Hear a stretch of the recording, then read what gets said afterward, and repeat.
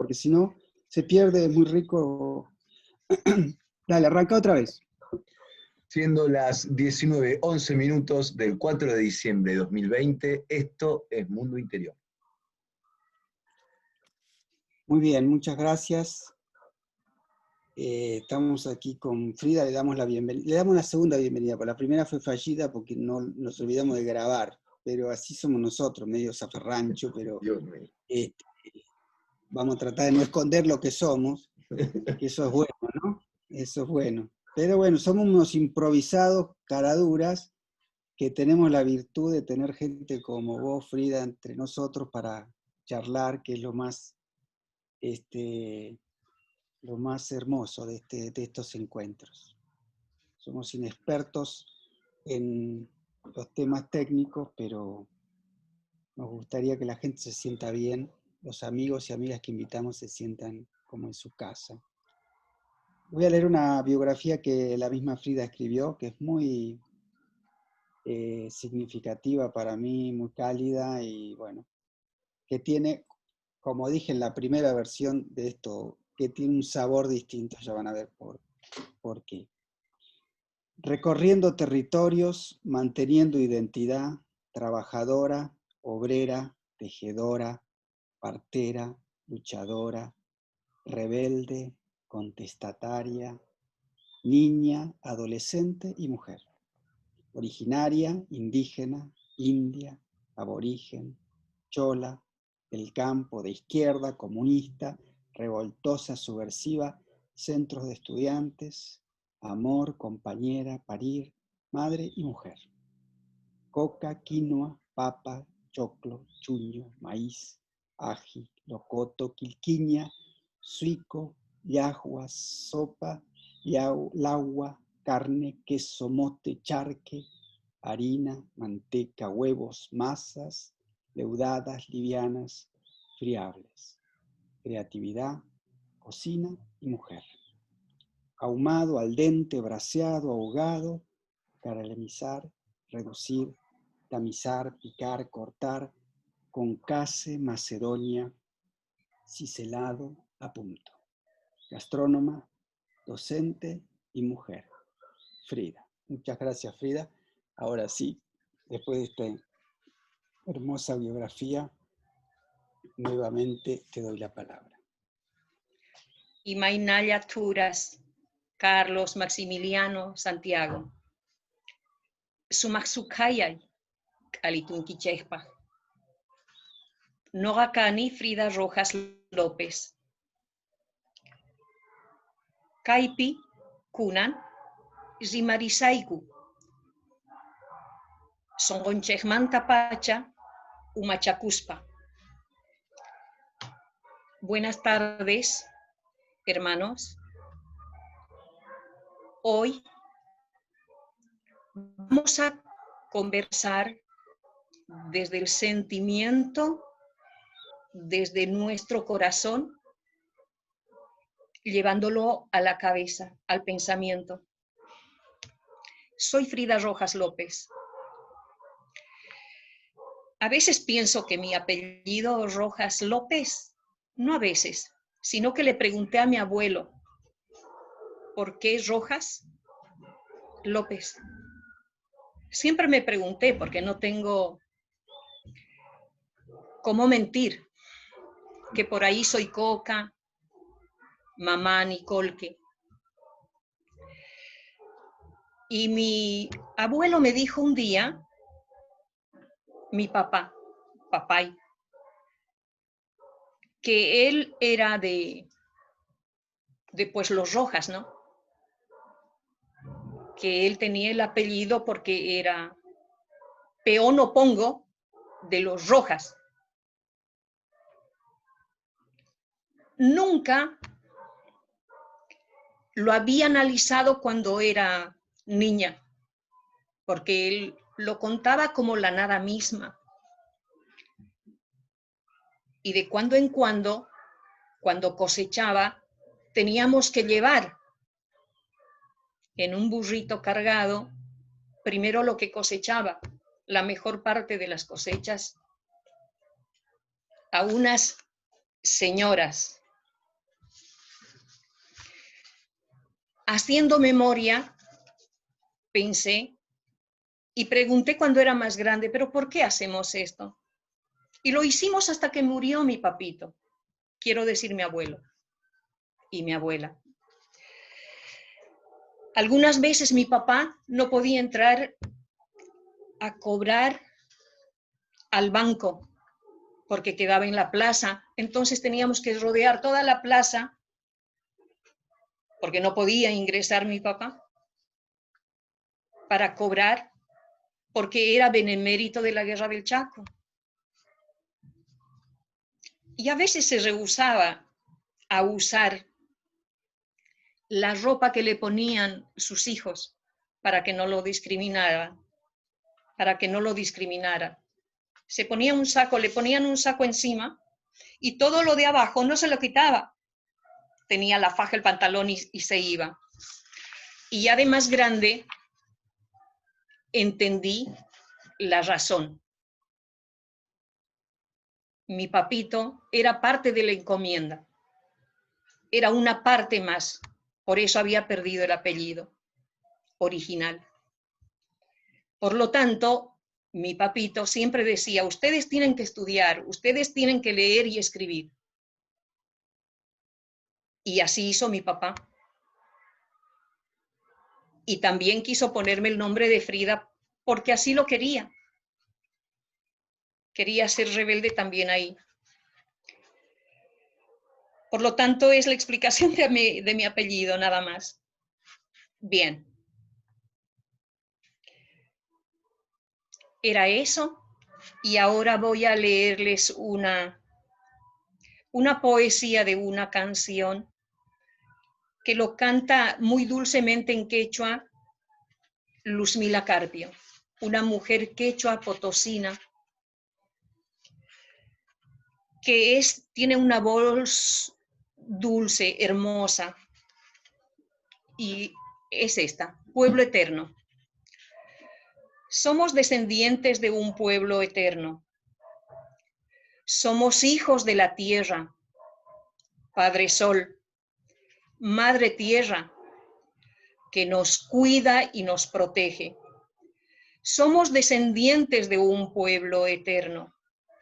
Somos hijos de la tierra, Madre Tierra que nos cuida, antiguo Padre Sol que nos protege. En la cima de los cerros vivimos. Bailamos con el viento, siempre juntos reunidos en el lugar que la Madre Tierra nos dio. Es una canción de Luzmila Carpio que me parece que dice un poquitito de lo que somos nosotros, porque estamos tan relacionados con la Madre Tierra, con la Pachamama, que no nos podemos pensar fuera de ella. Es una mujer a la que yo admiro mucho. Y la verdad que yo a ella la conocí cuando era adolescente. Y pues no tenía el dinero para comprar el boleto para entrar a verla.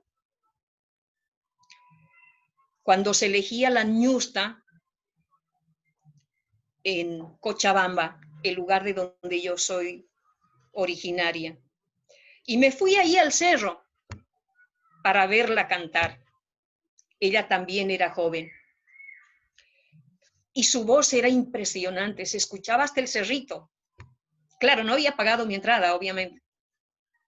Cantaba, pero se escuchaba con su charanguito y bailaba de un modo que me embelesaba. Y yo sentada ahí escuchándola. Y en mi sentipensar decía, ojalá gane ella. Y claro, después de que terminó el concurso, sé que había salido ñusta de Bolivia. Así que la sigo desde que era adolescente, con ese su modo de cantar tan dulce y tan agradable, y que nunca se avergonzó de ser originaria quechua. y lo lleva con orgullo. Así es. Eso somos y aquí estamos.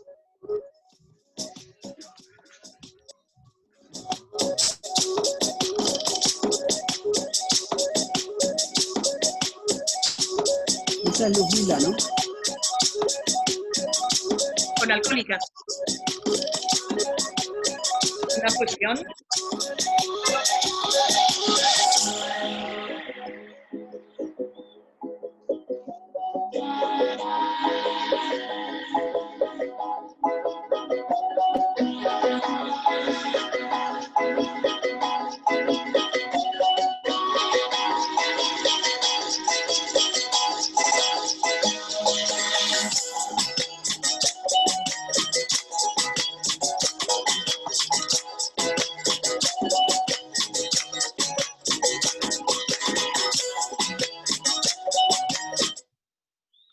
Es ella, ¿no?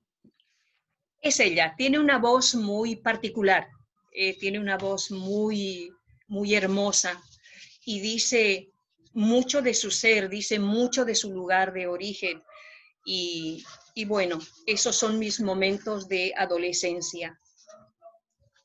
Y bueno, pues otra mujer a la que yo admiro mucho, pues es, que no es muy conocida por ahí,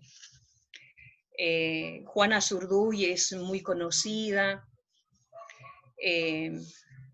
muchas otras mujeres son muy conocidas, pero Domitila Chungara no, quizás ustedes lo conocen o la conocen. Pero otra de las personas que yo admiro mucho pues es Luzmila, además de Luzmila Carpio, Domitila Chungara, Domitila Barrios de Chungara, que es pues una palliri, una minera, que bueno, se atrevió a permitirse hablar. Si me permiten hablar, decía Domitila Chungara. Es un libro muy interesante. El 74, cuando la invitan a hablar en la conferencia en el Año Internacional de la Mujer en México, ella dijo mucho de su propio ser. Pensando en ese momento histórico de Bolivia, del golpe de Estado con Banzer Suárez, ella fue a hablar y a decir sus vivencias en este sentido, ¿no? De decir, yo soy una mujer minera. Y bueno, plantándose desde el lugar en el que el hombre y la mujer somos una dualidad. El hombre y la mujer nos complementamos, somos una dualidad que vamos y caminamos juntos cuando tomamos la decisión de mirarnos. Caminar juntos quiere decir acompañar a mi hombre en cuanto y tanto dificultades tenga, pero también en sus triunfos. Y si yo lo necesito, que mi compañero, mi pareja, mi dualidad esté conmigo. Y desde ese lugar hablaba de un feminismo distinto, Domitila. Hablaba desde el lugar en el que ella como mujer no se pensaba lejos de su hombre, porque fue de las mujeres organizadas para defender a su hombre. Se organizaron como amas de casa para defender a sus hombres, porque había un momento pues histórico en Bolivia de la minería, cuando metían presos a nuestros hermanos mineros por reclamar sus derechos de un mejor salario, por reclamar sus derechos en menor cantidad de horas, porque para un minero entrar a la boca mina sin protección en estos espacios, los esposos morían muy jóvenes. Entonces reclamar sus derechos, los hombres ponerse en huelgas de hambre y hacer sus paros. Las mujeres han acompañado, se han organizado Y Domitila Chungara es una de estas mujeres que se pudo organizar para caminar junto con su pareja. Ese feminismo no es entendido por los europeos, por los norteamericanos, y pensaban que estaba loca. Y había que no darle el micrófono para que hable Domitila Chungara. Pero rebelde como era y construida en las minas, pues también era una rebelde, que agarraba el micrófono y en los 2 minutos que tenía podía decir lo que pensaba. Y eso es una parte de una rebeldía en tiempos de dictadura que cuando yo me enteré, era también muy joven, me dio la posibilidad de poder mirar de otra manera las luchas. Y no importa que te digan revoltoso dentro del centro de estudiantes, que te tipifiquen como socialista, comunista, no importa. Había que reclamar los derechos, en mi caso como estudiante. Es muy interesante, es una mujer emblemática, Domitila Chungara, un gran ejemplo, y de ella no se habla mucho. La ha pasado muy mal, con varios hijos, presa, detenida, golpeada, torturada. Y la verdad que es un gran ejemplo de mujer a la que también deberíamos de todos respetar, por muchas concepciones que tenía y por cómo se les enfrentaba a gente con mucho poder económico y a esto que muchas veces yo lo pienso, ¿no? Porque a veces ella decía, ¿cómo puedo dar un discurso yo hoy cuando todas las personas que estaban en este espacio de la conferencia del Año Internacional de la Mujer dicen, yo soy abogada, yo soy ingeniera, yo soy primero su profesión y después la disertación? Domitila se preguntaba, ¿y ahora cómo voy yo? ¿Cómo me presento? Y bueno, pues yo soy Domitila Chungara, la esposa de un minero. Estuvo bien. Y dijo muchas otras cosas más que la verdad me encanta leerla muchas veces a ella y en esos años de dictadura que pudiera expresarse y hacer la lucha desde todos esos espacios, que en ese momento eran muy pocos los dueños de las minas, de estaño, de plata, de zinc, muy poquitos dueños. Y todos con nombres extranjeros, obviamente, incluido el papá de Gonzalo Sánchez de Lozada, ¿no? Así que es eso lo que quería compartir de Luzmila Carpio y Domitila Chungara, que quizás son referentes de esa niñez y adolescencia mía como para seguir caminando, sin dejar de lado que mis papás, mis abuelos, siempre me dijeron que éramos quechuas, que si nosotros hablábamos quechuas, pues éramos quechuas, ¿no? Y que nuestra cosmovisión era así nomás.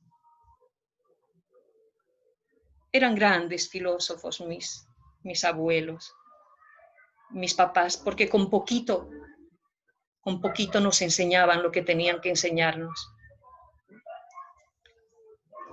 Y bueno, ahí vamos conversando. Y ahora estoy acá en este gran recorrido que yo a veces pienso, no solo pienso, sino que mi esposo y yo siempre decimos que no somos migrantes. Decimos que hemos recorrido el territorio, porque este territorio es de nuestros hermanos también, ¿no? De hecho, nosotros estamos en un territorio querandí. Todo este espacio eran espacios de nuestros hermanos querandíes, que hoy no están más. Tenemos hermanos mapuches, huichís, guaraníes, aba guaraníes, pilagás, mocovís. Y bueno, hemos hecho eso, solo recorrer el territorio para buscar mejores días para nuestros hijos. Y acá estoy, en ese recorrido territorial. Frida, ese recorrido territorial también ha sido un recorrido hacia o un camino hacia tu propia identidad. Es decir, la pregunta es, de algún modo, ese recorrido supuso un alejamiento de tu tierra originaria, pero eso significó también una vuelta más íntima a tu identidad, ¿o cómo lo pensás? Sí, yo lo pienso así como vos lo has expresado, porque al estar lejos de tu tierra, al estar lejos de tu territorio de origen, que cambia el clima, que cambian los ingredientes, pensamos siempre en esto de lo que es la interculturalidad. Y sí, se hace más fuerte, porque extrañas eso. Mira vos, ¿qué nos pasaba a nosotros en los años, te hablo de 1994, cuando hicimos ese recorrido territorial? ¿Qué es lo que traemos nosotros? Nuestro epi, o mochila podríamos decir, o valija. Pero no es que traemos la ropa, no es que traemos, sí, además de eso, sí, traemos esto otro, que es nuestra música, nuestro idioma, nuestras comidas, nuestros sabores. En esos años no había mucho, pero sí traíamos nuestros usos y costumbres de nuestra propia cultura, que es el aïñe, la reciprocidad. Si a mí me llegaba una encomienda con algunos alimentos como el chuño, la quinoa, papa o algo que habría llegado de allá, yo podía compartir con mis hermanos acá, con otras familias bolivianas. Y a esas familias que también les llegaba una encomienda, también compartían conmigo. Y no importaba el tiempo, pero sí podíamos compartir. Podríamos pensar que es un intercambio y lo hacíamos porque sí se extraña. Sí tienes la necesidad. Yo me acuerdo que cuando a mis hijos les había dicho, vamos a recorrer el territorio. Y uno de mis hijos, cuando viajamos, les había dicho además, pongan lo que ustedes quieran en su mochila. Lo que más quieran, no pueden llevar mucho. Y obviamente trajeron algunos libros. Y uno de ellos puso un cassette, esos que se escuchan en una radiograbadora.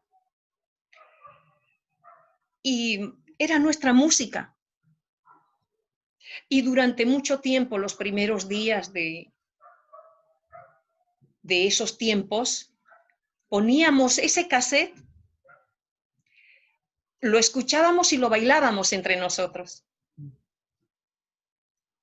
Era que extrañábamos, pero poníamos en práctica esto de lo que es la música, de lo que es el baile. Aunque otros nos miraban extraños, en ese sentido digo, sí, tienes razón, se fortalece la identidad, pero traemos ese aguayo y lo extendemos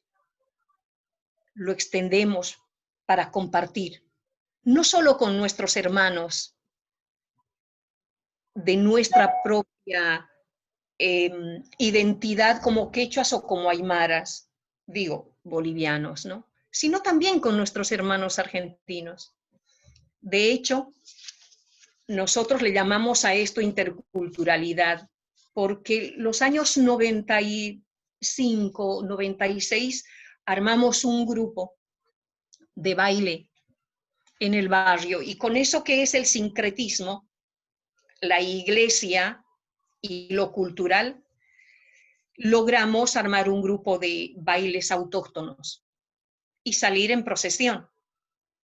De hecho, quizás ustedes conocen de eso, pero es parte de resistirnos a no dejar de bailar, a no dejar de escuchar nuestra música, a querer compartir con ustedes lo que nosotros hacemos, porque pensamos que no es nada malo, por lo tanto lo brindamos, y eso es interculturalidad. De hecho, los primeros años que yo cocinaba con los ingredientes me decían, no, esto no lo puedo comer, la quinoa, por ejemplo, o el chuño, o las papas que eran muy chiquitas, no, como que había cierta resistencia, pero cuando empezaban a degustar,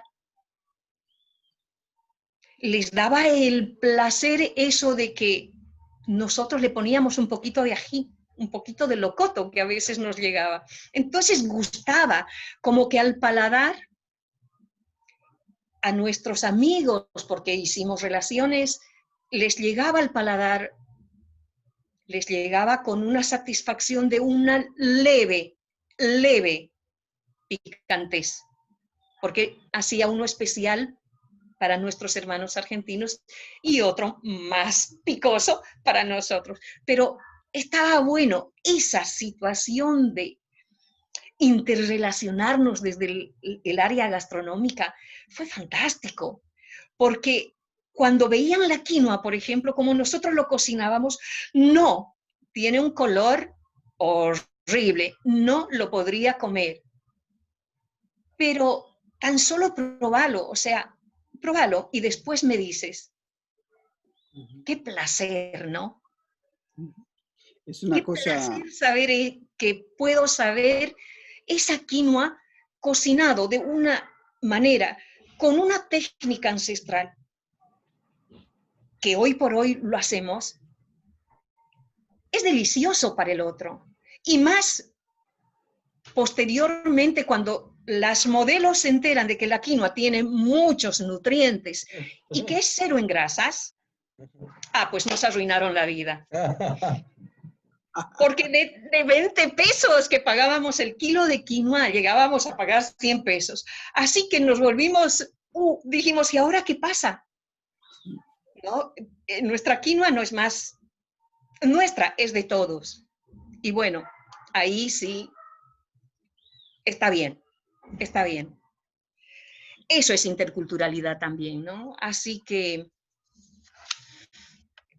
es parte de nuestra resistencia, de nuestra identidad, continuar con esto, y hoy por hoy lo seguimos haciendo.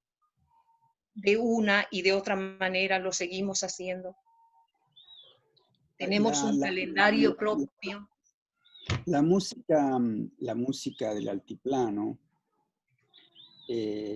nos es más familiar a quienes vivimos en las grandes ciudades. Muchos de nosotros somos descendientes de una migración europea que vino a finales del siglo XIX, principios del siglo XX, y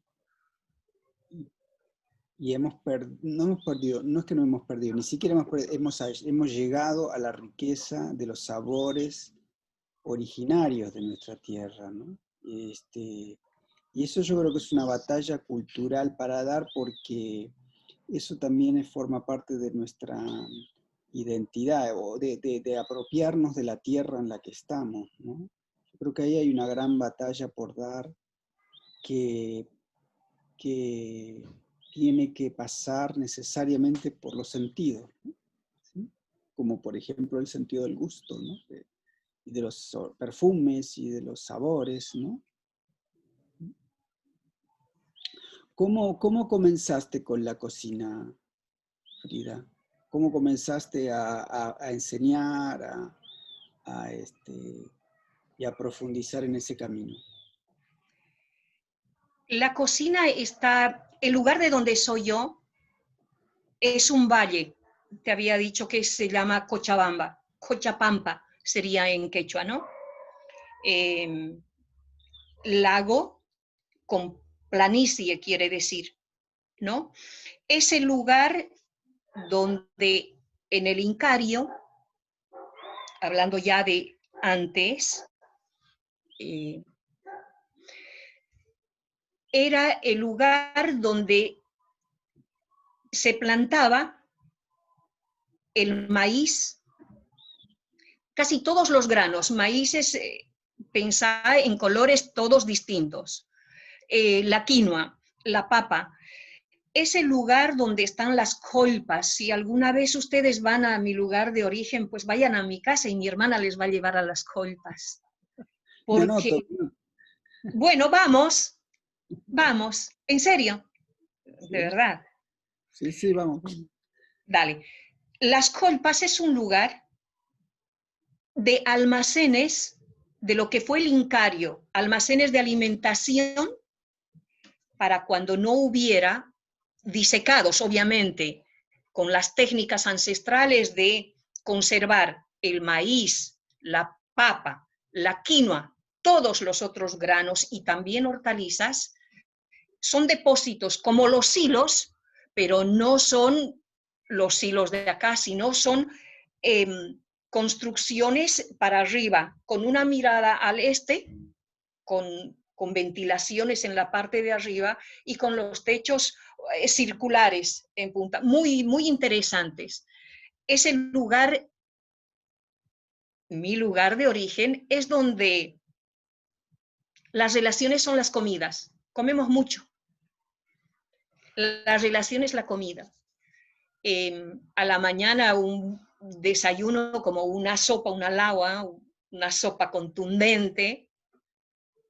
A media mañana, 10 de la mañana, un relleno de papas, una quinoa, un piri de quinoa, a las 10, a las 12 de la mañana, un almuerzo. Siempre son sopas de diferentes ingredientes, pero son sopas, caldos, en cuenquitos.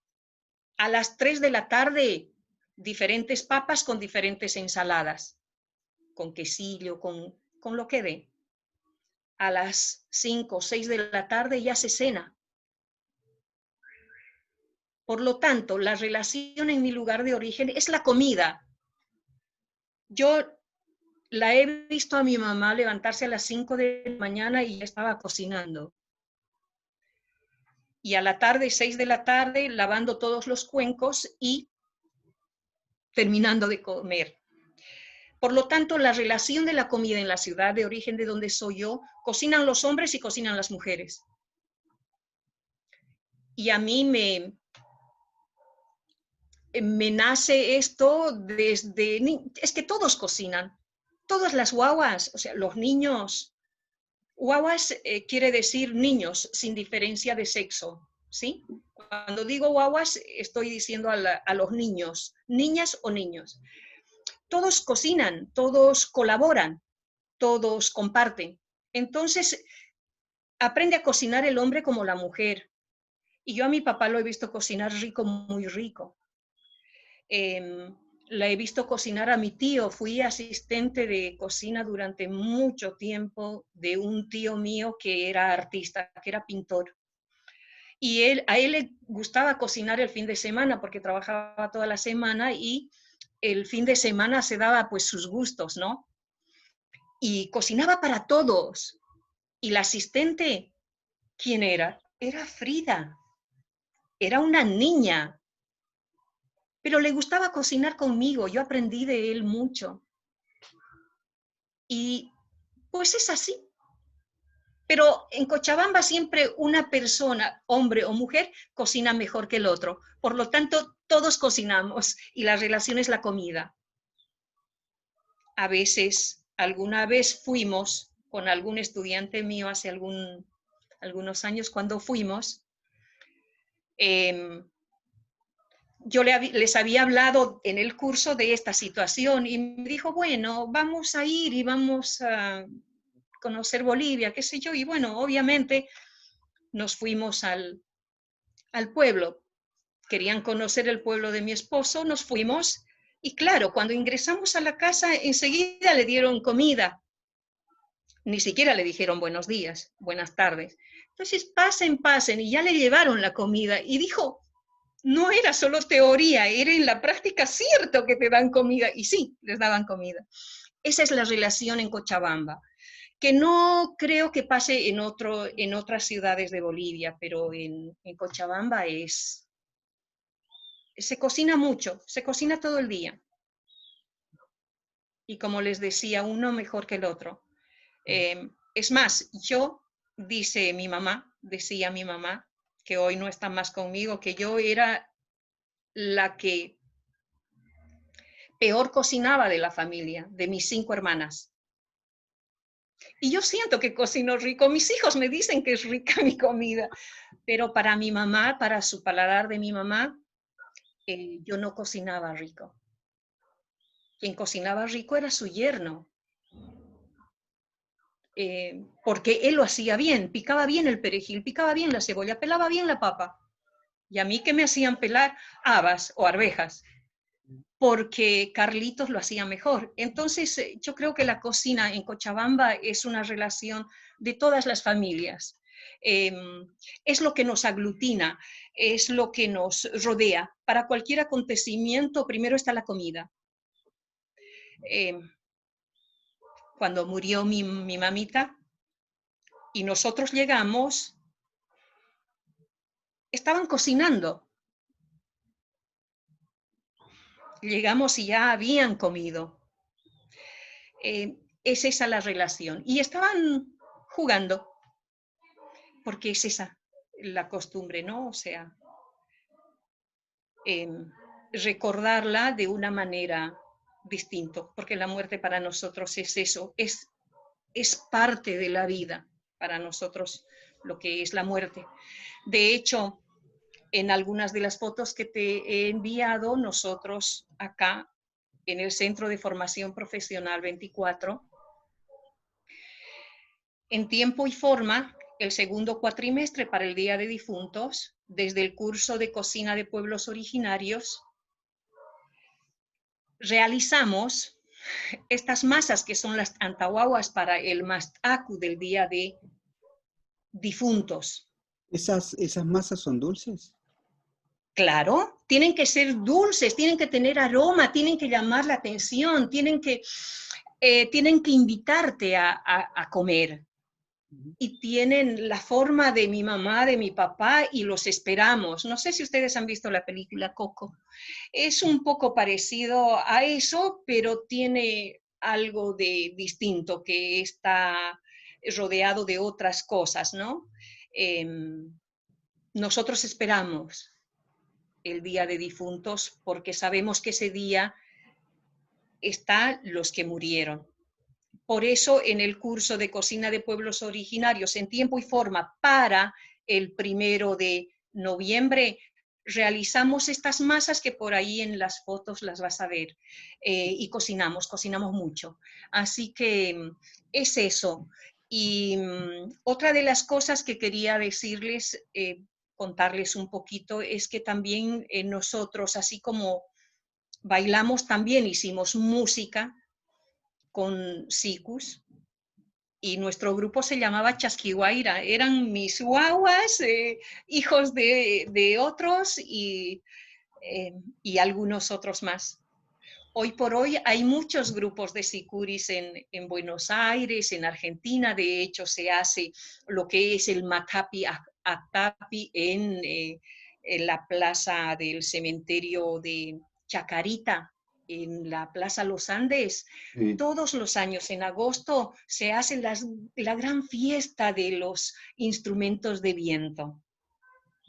Y son grupos de sicuris. Por eso te decía que cuando uno viene, extiende el aguayo de tal modo que compartimos el siku, el uno con el otro, porque no es un instrumento individual, es un instrumento de comunidad. Por lo tanto, toco yo, pero tocas vos también. Pero a su vez de tocar los dos, tocamos con los otros también. Y hacemos una orquesta, hacemos una armonía, hacemos un círculo para poder bailar, para poder tocar y cantar. Y hoy por hoy, bueno, pues hay un montón de sicuris de niños de los Huchuyuaira, hay sicuris de mujeres, de puras mujeres, de mixtos, de puros varones. Hoy por hoy hay muchos grupos y eso es también interculturalidad. Eso también es agradar al oído del otro, de nuestro hermano, que nos mira y nos escucha desde la horizontalidad. Escuchándote, Frida, me tengo la sensación, no sé qué pensará Santiago que se dedica a estas cosas, pero que lo que tanto en la comida, en el baile, como en la música, lo que has contado, como que la cultura de la que sos parte y representante, la comunidad tiene un peso fundamental, digamos.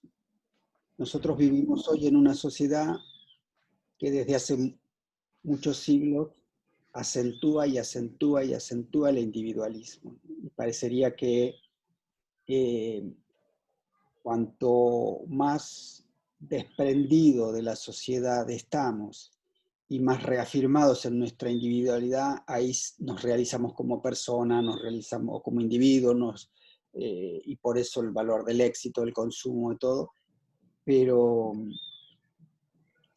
tengo la sensación al escucharte que la cultura en la que estás, de la que sos parte, es como un gran mensaje a nuestra sociedad respecto de esa importancia, ese peso esencial para poder ser lo que somos de la comunidad. No sé si leo mal lo que estás contando. Sí, para nosotros es muy importante la comunidad, el entorno que construyes, porque uno lo construye. Ojo que es fácil, ¿eh? Capital Federal, Buenos Aires, Argentina, no es fácil. No es fácil. No fue fácil. Fue muy difícil. Pero sin embargo, construimos comunidades de ese lugar, de dar para recibir. Hay algo que decía mi mamá, y yo que es una gran filósofa, mi mamita, cuando decía que nosotros no somos nadie si el otro no nos mira, si el otro no nos habla, si el otro no cuenta conmigo y yo puedo contar con el otro. Entonces no eres nadie, decía. Y cuánta razón tenía, ¿no? Siempre lo pienso y digo, yo no soy nada si el otro no me ve,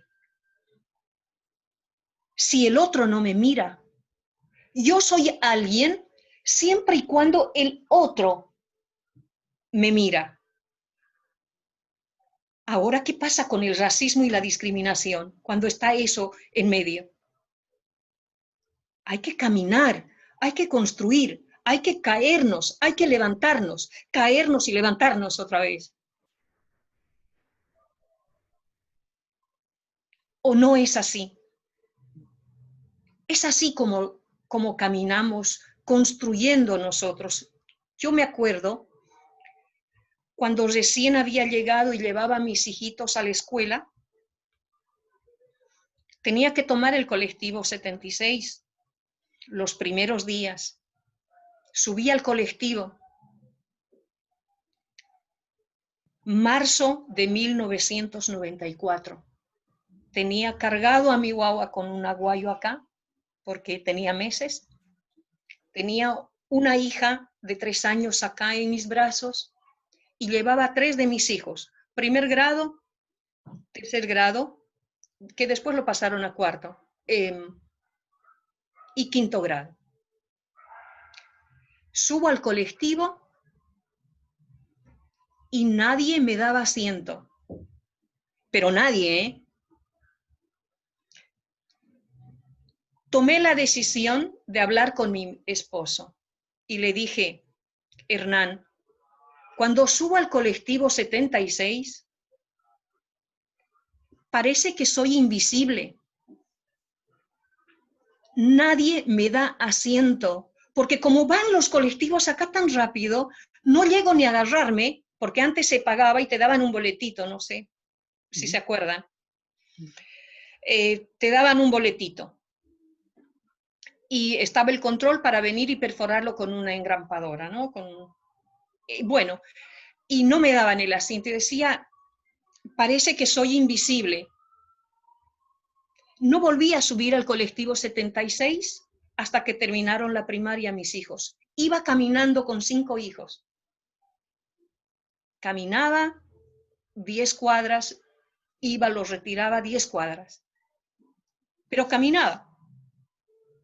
Y después comprendí que si no volvía a subir al colectivo, que si no volvía a intentar otra vez, quizás no lo iba a lograr nunca subir a otros colectivos. Y volví a intentarlo y lo volví a intentar. Y acá estoy. Acá estoy. Yo creo que es eso, es una construcción. Pero no me olvido de esto que es la mirada del otro cuando el otro te mira. Cuando el otro te ve como a una persona, como a un ser humano, tampoco me olvido de eso. Porque hay gente que nos miró, hay gente que nos vio, hay gente que compartió con nosotros. Y eso es un camino, es una construcción y está muy bien. Está muy bien. Qué privilegio escucharte. No, dale, Maxi. Yo quería hacer una pregunta. Adhiero mucho a lo que dijo Carlos, porque yo también quedé pensando en esto de la comida compartida, la música compartida, el baile compartido, que parecieran ser instrumentos para la formación de una comunidad. Se realiza la comunidad en esa cuestión más integral, mientras, o sea, ¿no? Nosotros solemos, el citadino, ¿no? Tiene sus gustos de comida. Y uno puede haber 2 personas y yo tengo mi plato con la comida que a mí me gusta y el otro tiene con esta primacía del individuo. La música, no escucho la misma música que quizás mi pareja. No escuchamos música juntos, quizás, o el escuchar música es que ella soporte lo que yo escucho o yo soporte lo que ella... Y que me parece muy interesante porque es la forma en que nos serializan. El sistema dominante nos serializa en esta idea de pensemos cada uno de nosotros que es único, particular e irreemplazable, es la forma en que nos dominan. No sé, tiene que ver con el consumo, con una lógica del mercado de consumo, de que se fomente mi individualidad, por sobre todo, más fácil de dominar el individuo que una comunidad. Bueno, después te quería hacer una pregunta también cuando... Va a ser un comentario. 2 preguntas nada más. En un momento, cuando empezaste a hablar, hablaste de esta comunión con la tierra, con la Pachamama.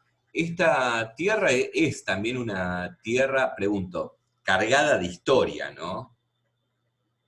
Y si al mismo tiempo de ser así, es una historia que tiene la tradición ya hecha, es una pregunta, pero al mismo tiempo por lo que vas narrando, en lo último, ¿no? Lo del, qué terrible lo del viaje del colectivo, e incluso uno podría pensar si hay algo peor que la ausencia de mirada, que en realidad no sea una ausencia, la mirada discriminadora, esa ausencia de mirada es una indiferencia, esa indiferencia es una actitud, es un tipo de mirada, ¿no? Esa no mirada, que es la que hay que combatir muy probablemente. No, y también esa tradición es una tradición por azar, porque vos estás forjando en esos actos una tradición. Y lo último era una pregunta acerca de un término que empleaste, que es el de, yo alguna vez lo había leído, sentir pensar, dijiste, ¿no? En algún momento, sentir pensar, eso, ¿no? Y, es decir, podías hablarlo, mencionarlo, nada. Sí, igual nosotros el tema del colectivo lo hemos trabajado muchísimo, lo hemos hablado, lo hemos discursado con nuestros hijos, y la única forma de curar y sanar ha sido también en comunidad, porque no solo me pasaba a mí, le pasaba a los hijos de los demás y de los demás y de los demás también, ¿no? Y también lo que descubrimos era que también les pasaba a los del interior, a los que venían de Jujuy o de Corrientes. Entonces, lo trabajamos mucho y sentimos que no era solo a nosotros, sino que era a lo distinto. Y de hecho nosotros dijimos, es que no nos conocen, nos desconocen, o sea, ignoran cómo somos. Cuando nos conozcan cómo somos, van a saber que no les hacemos daño. Bien, en cuanto a lo que es la relación que tenemos con la Pachamama,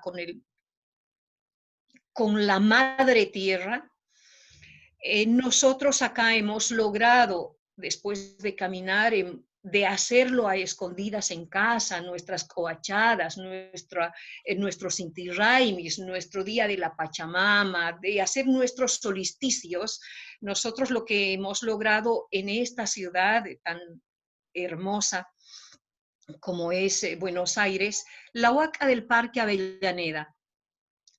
No sé si la han escuchado hablar, no sé si la han escuchado mentar, pero les comento esto, es un espacio que ponga la foto significativo de siembra, ¿sí? Y de encuentro de pueblos originarios. Frida, Y ¿quieres que ponga la foto? ¿Quieres que sí, ponga la foto? sí, por favor.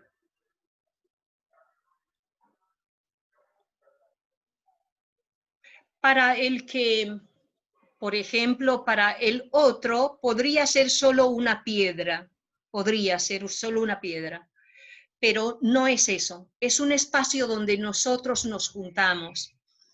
Y tenemos fechas específicas del solsticio, incluidos el 1 de agosto, que realizamos lo que es la ofrenda a la Pachamama, cuando la tierra está preparada, abierta para recibir las semillas.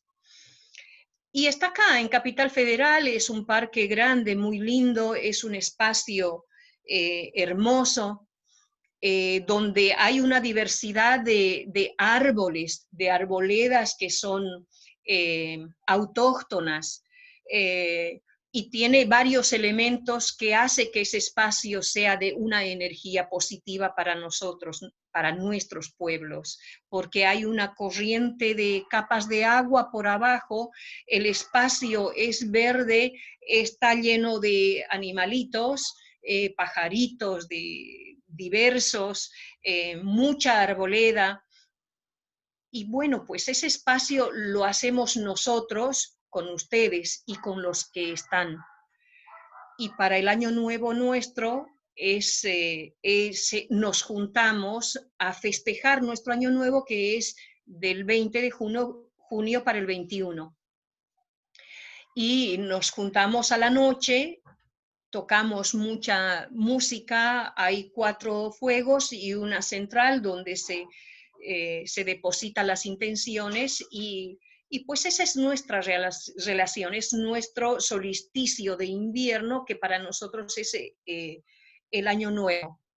Es cuando el sol está más alejado, es la noche más fría y nosotros queremos amarrar al sol. O sea, nosotros le llamamos el Intihuatana, el Machajmara, en mapuche sería el Huillantripantu, ¿no? Hacemos eso y es una fiesta para nosotros. Es como para poder pensar o comparar, lo que no tiene nada de comparación, obviamente, el Año Nuevo, que es el 1 de enero, ¿no? Es una fiesta parecida a esa, pero sí, la relación es mucho con lo que es la Pachamama, porque le ofrendamos a la Pachamama nuestras intenciones, nuestros deseos. Santiago, ¿me habilitas para compartir? Porque hiciste al revés, me deshabilitaste. Así puedo mostrar las fotos que me mandó Frida.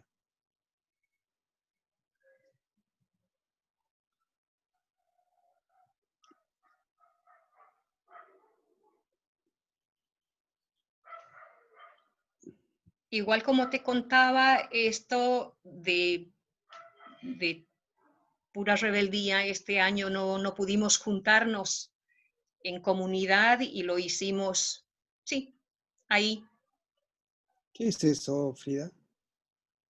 Es el espacio de la UACA del Parque Avellaneda. Uh-huh. Es el 1 de agosto cuando estamos haciendo el depósito de semillas. Uh-huh. Porque para nosotros es el momento en que la Pachamama está abierta, está preparada para recibir semillas, para poder brotar después, hacerse fruto, para que nos podamos alimentar. Sí, es el espacio. Ahí estamos haciendo el intercambio, dialogando con las hojas de coca. Y lo que ven abajo es la intención nuestra. ¿Qué es ese diálogo con las hojas de coca? Es el intercambio. Ah. Esa es una forma de diálogo simbólico. No necesitas a veces hablar o que medien palabras para dialogar. Uh-huh. Porque a veces los silencios también son significativos. Los silencios también dicen mucho. Y este es el espacio. Esto es un Inti Raymi del año pasado, del 2019, cuando todavía podíamos participar. Estamos, Dualidad, mi esposo y yo, haciendo poniendo nuestra energía, nuestra intención, decimos, o sea, lo que nosotros intencionamos.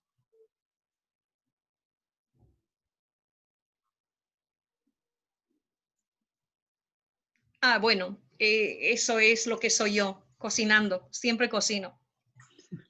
Siempre, hace años, hace 20 años que voy cocinando siempre. Y la comida se comparte con todos los que están, los de acá, los de allá y los de más allá también, porque hay muchos grupos de música que tocan y muchos que bailan.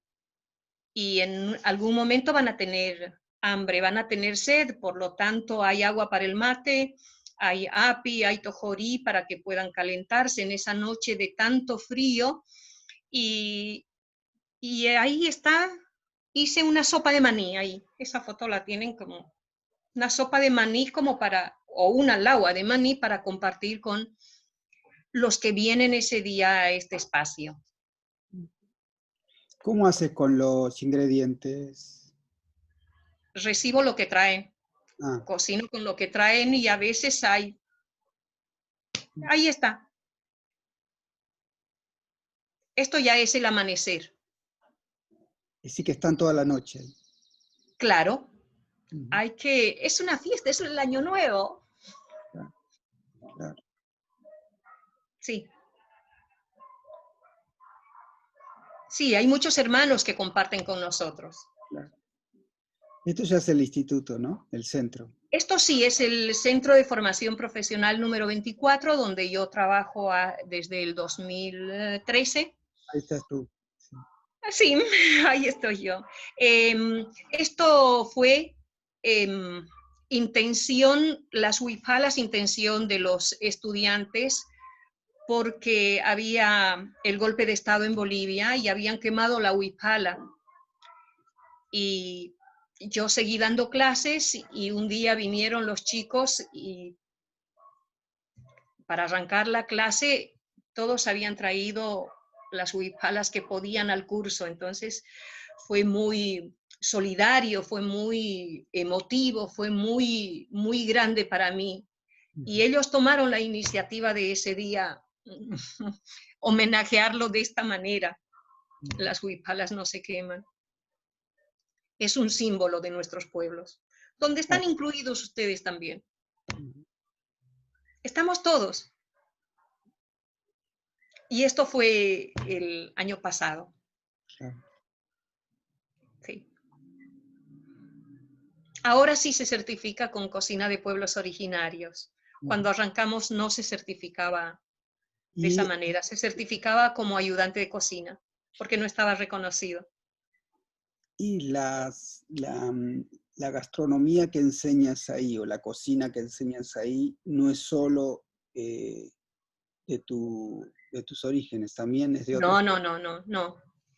Es de esta Villa Yala.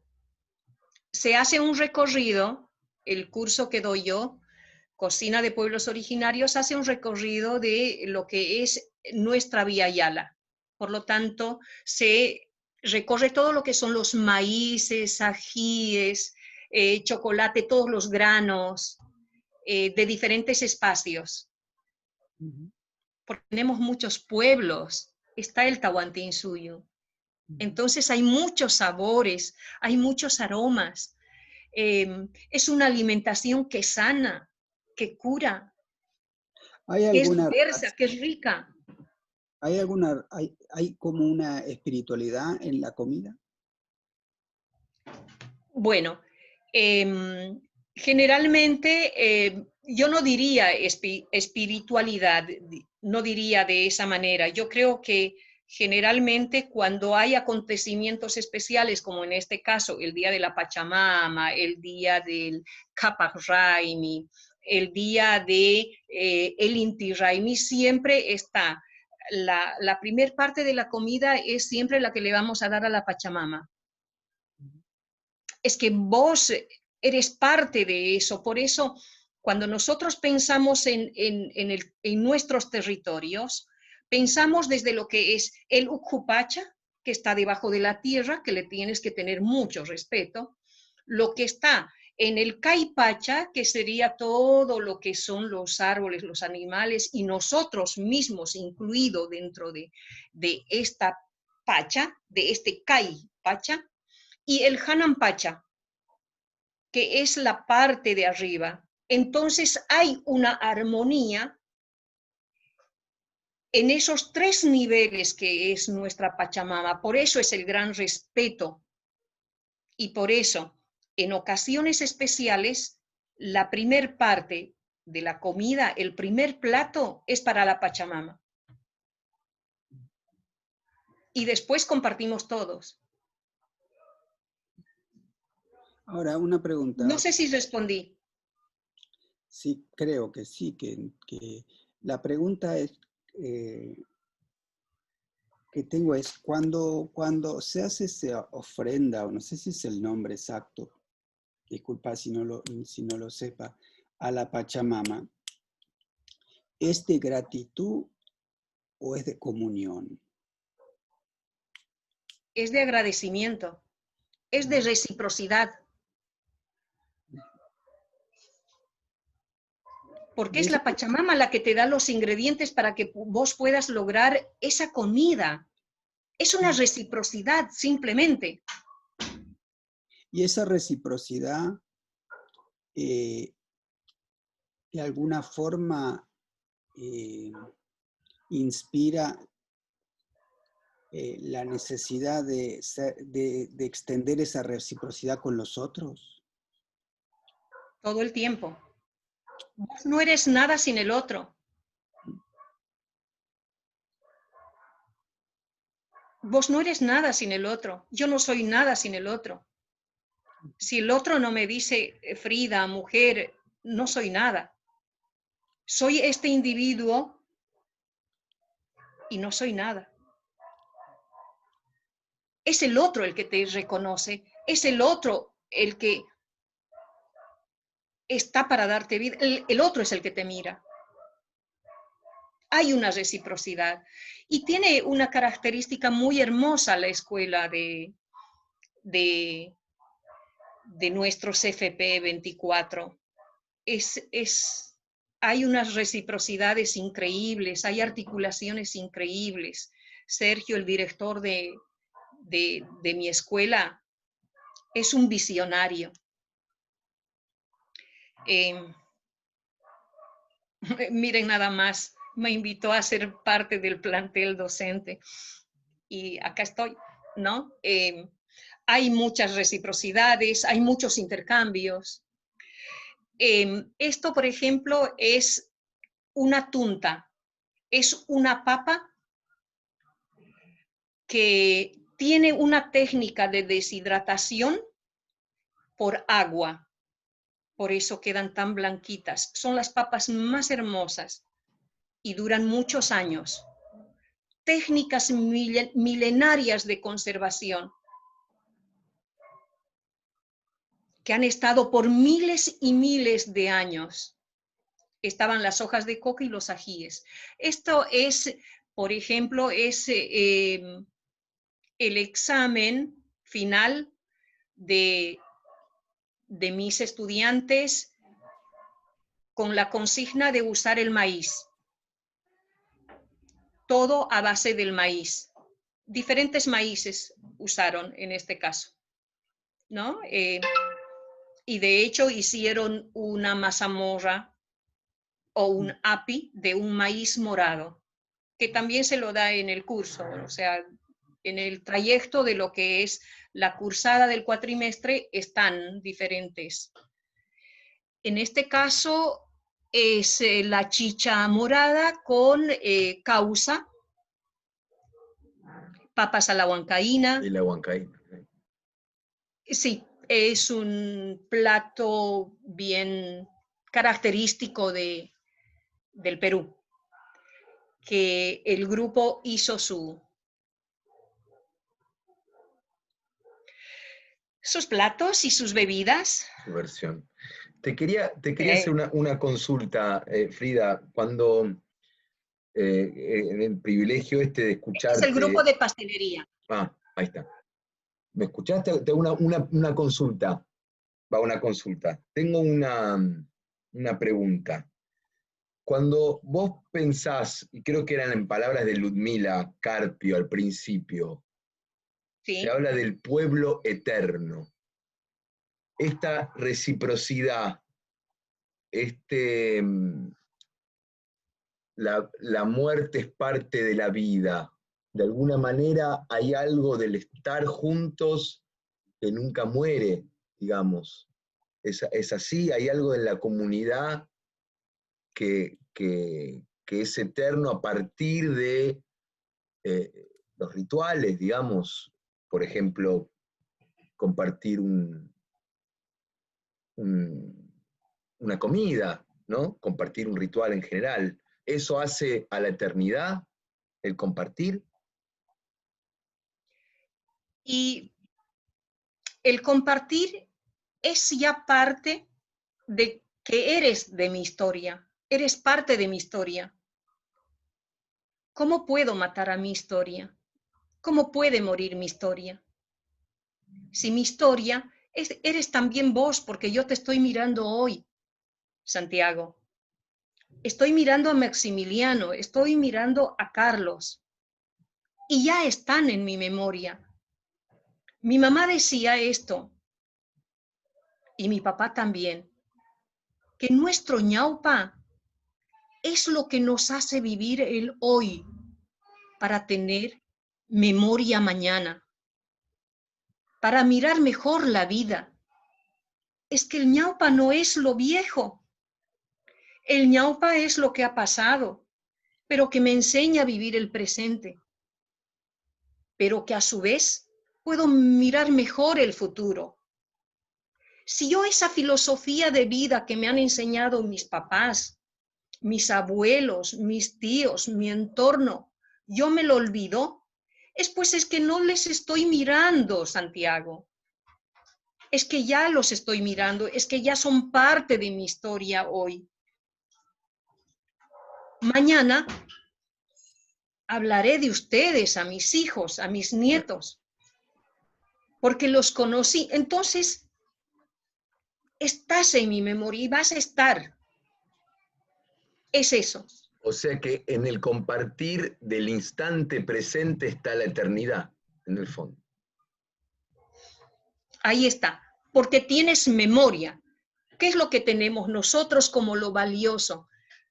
Tenemos memoria y esa es la esencia que no nos podemos olvidar jamás. Solo te olvidas cuando estás en la tumba y que aún así nos vamos a acordar. Aún así tienes vida, porque estás en mi memoria, porque estoy en tu memoria. Y estoy seguro, Santiago, Maximiliano, Carlos, que no me van a olvidar. Me van a llevar en su memoria de hoy en más. Se van a acordar de mí cuando nos volvamos a encontrar en la UAC, cuando nos volvamos a encontrar en el CFP 24, son mi historia. Ya nos hemos mirado, pues, ¿no?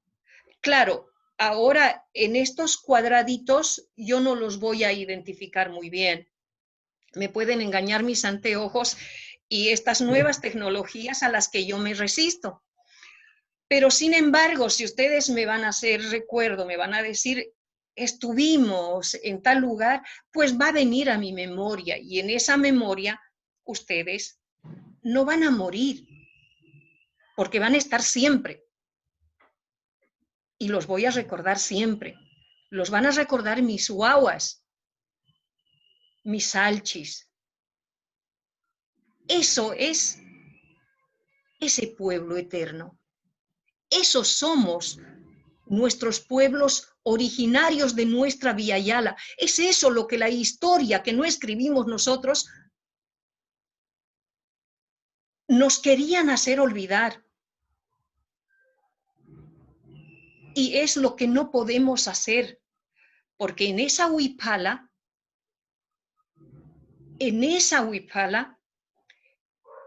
estamos nosotros todos los pueblos con igualdad de derechos todos, pero también me dicen, bueno, es que nosotros somos descendientes de españoles, italianos, pero es que también estás en este territorio y es que también te miramos y es que también estás dentro de la huipala. Es así nomás, es tan simple como eso, porque estás, porque te he mirado, porque me has mirado, porque la sociedad la construimos nosotros. ¿Quiénes escribieron nuestras historias? Siempre los ganadores, siempre aquellos que no quisieron visibilizarnos. Y ahora somos dueños de nuestra propia historia para poder contarles. Y creo que es eso lo que quería hacer. Creo que es eso lo que quería compartir con ustedes. Si bien soy docente en el Centro de Formación Profesional 24, también fui docente en la Escuela de Retiro con adolescentes, desde la interculturalidad. Pero hay algo que hablábamos en la previa y que esto ha sucedido también un movimiento distinto después del Evo, ¿no?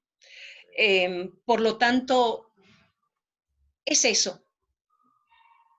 Estas son mis estudiantes que las estimo un montón porque armaron su propio grupito.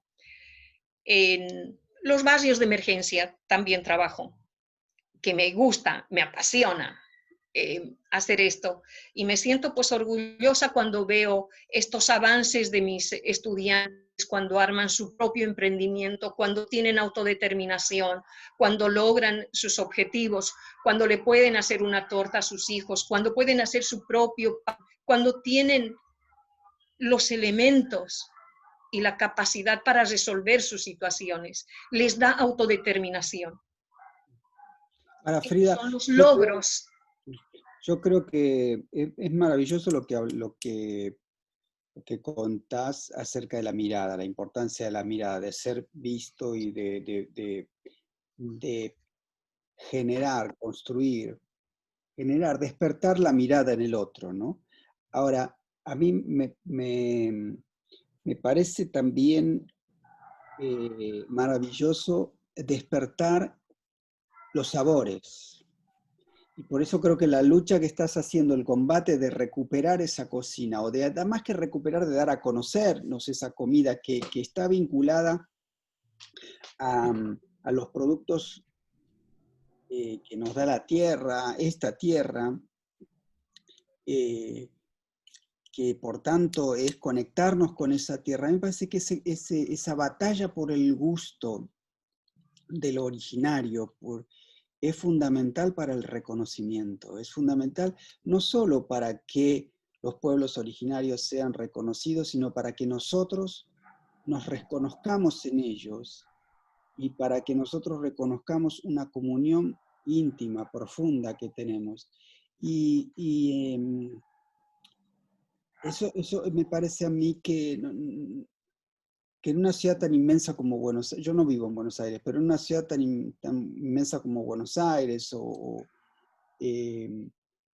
es fundamental dar esta batalla de dar a conocer estas cocinas tan ricas, porque va a ser una forma de apropiarnos de nuestra tierra, que va a ser una forma de apropiarnos de nosotros mismos.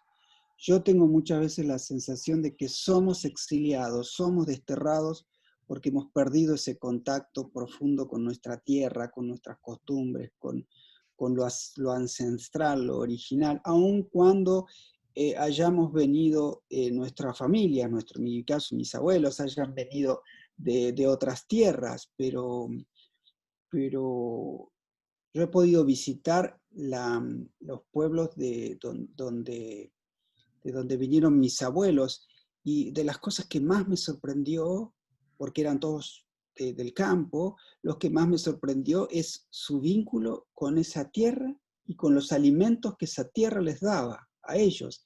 Y ellos mismos la producían, ellos producían sus quesos, ellos producían sus jamones, ellos producían su pan, ellos producían su vino, ellos producían sus licores. Y nosotros hemos perdido todo, muchos hemos perdido todo eso, y queremos reemplazarlo con cosas artificiales, cuando en esta tierra bendita que tanto nos da y que ha dado milenariamente a los pueblos que la habitaron desde siempre, reconectarnos con eso me parece que va a ser muy sanador respecto de lo genuino de nuestra identidad, ¿no? Una identidad que nos une a todos, ¿no? ¿Sí? Y también me parece que puede hacer que reconozcamos en este rito de la Pachamama, de ofrecimiento, como gratitud también a los pueblos originarios que supieron cultivar y conservar estas tradiciones, estos sabores, estos sonidos, estos bailes. Yo a veces, y lo confirmo, esto, nosotros los pobres, los que estamos en las comunidades, somos los que sostenemos la cultura, la identidad y la cosmovisión, porque nos resistimos a perderla, porque valoramos lo que tenemos y lo que nos rodea. Y eso es lo que somos esencialmente. Por eso es tan importante volver a la mirada, volver a lo que hacían nuestros abuelos, valorar lo que hacían. Les cuento algo. En la escuela de mi hijo, los años 95, ponele, le dijeron, hace el menú de la semana, ¿qué es lo que comes en la semana para hacer ciencias naturales? Les pidieron a todos los estudiantes. Y obviamente mi hijo puso la verdad de lo que comía en su casa. Y no, fue un escándalo, lo discriminaron mal en la escuela. Tuve que ir a la escuela a explicar a la docente que todo lo que había puesto mi niño en la hoja del menú semanal era cierto, le tuve que explicar que tenía que comer variado en la semana para que pueda alimentarse. Claro, y había un compañerito de él que había puesto, que comía empanadas, pizza, choripán, pancho, pizza, empanada. Entonces, pero ¿por qué pusiste esto, no? A mi niño, no, comes cualquier cosa, etcétera. Vos tienes que comer empanada, tienes que comer pizza. Y mi hijo quería volver a hacer la tarea para decir, mamá, pondré que como pizza, pondré que como empanada para que no me, ¿no? Pobre, pobre. Y este niño, Mariano Lombardo, se llama, muy inteligente sus padres, porque su madre se acercó, su padre estaba a lo lejos y me preguntó, señora, ¿usted hizo el menú de su hijo? No, no, le dije, es lo que él hizo su tarea. ¿Sabe qué? Quiero invitarle a casa. Mi hijo hablaba distinto, comía distinto, era negrito, y bueno, a partir de ese día del año 1995, fueron muy amigos. El niño venía a comer. Un día vino a comer la sopa de maní y decía, pero esto es blanco, es una sopa blanca. ¿Cómo lo hizo blanco? Le puso leche. El niño quería adivinar qué comía y decía, comí una comida deliciosa. ¿Me puedes regalar un poco en un tupper? Claro que lleve. Y claro, es esa la interculturalidad. Eso es el mirar. Esa es la mirada de reciprocidad. Es tan simple como eso. Tan simple como eso. Pero piensen ustedes que los años 90 no fueron nada fácil para mí. No fue nada fácil para mí, para mi familia, para mi Ayllu. Más de una vez alisté las valijas para irme. Así nomás les digo, más de una vez. Pero bueno, supimos dialogar, supimos conversar, supimos trabajar el tema con mis hijos, supimos acompañar a mis hijos en ese dilema de lo que fue la escuela en los años 90.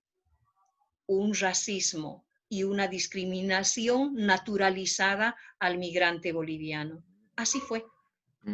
Y la pasamos. Pero la pasamos dialogando, acompañando. Yo estaba estudiando en el profesorado en ese momento. Tuve que dejar de estudiar para acompañar a mis hijos. Y no me arrepiento, ¿eh? Claro. No me arrepiento. Claro. El mirar, el acompañar a tus hijitos para que el día de mañana tengan otras posibilidades y otras oportunidades, hay que relegar. Hay que dejar de hacer algunas cosas y acompañar esos momentos que son muy difíciles y que algunas veces se los marca a los niños. Y no se olvida. No se olvida. Y hay que acompañar eso. Hay que estar. Es eso. En la escuela nuestra, por ejemplo, se trabaja con la reciprocidad de los insumos. El CFP 24 es especial. Yo ando enamorada de la escuela. Creo que las prácticas son reales. Tenemos que hacer un encuentro allí. Tenemos que hacer un encuentro allí. Sí. Hagamos una reciprocidad. Hagamos una reciprocidad. La verdad que esto que nos decías de acompañar a tu niño en ese momento, a tus niños en un momento tan difícil, y también lo que me dijiste antes, yo escuchaba la palabra irreversibilidad, ¿no? Ya nos vimos, ya nos miramos, esto es irreversible, ya vamos a formar parte, somos parte del nosotros. Yo quería, con los dos conceptos que nos has acompañado, que has estado con nosotros, y que tu presencia en el mundo interior es irreversible y eterna ya, ¿no? Y que bueno, y con respecto a la reciprocidad, quería ofrecerte en nombre nuestro un poema, agradeciéndote profundamente el privilegio que nos has dado de compartir este momento ya irreversible con nosotros. Estuve buscando muchos y la verdad que me quedo con este. Es de Julio Herrera y Reisig, que es un uruguayo, y se llama, del siglo pasado, un uruguayo, y el poema se llama La Huerta. Y dice así: por la teja inclinada de las rosas techumbres, descienden en silencio las horas. El bochorno sahuma con bucólicas fragancias el contorno ufano, como nunca de vistosas legumbres. Écuba diligente da en reparar las lumbres. Llegan por el camino cánticos de retorno. Iris, que no ve casi, abandona su torno y suspira a la tarde libre de pesadumbres. Oscurece. Una mística majestad unge el dedo pensativo en los labios de la noche sin miedo. No llega un solo eco de lo que al mundo asombra.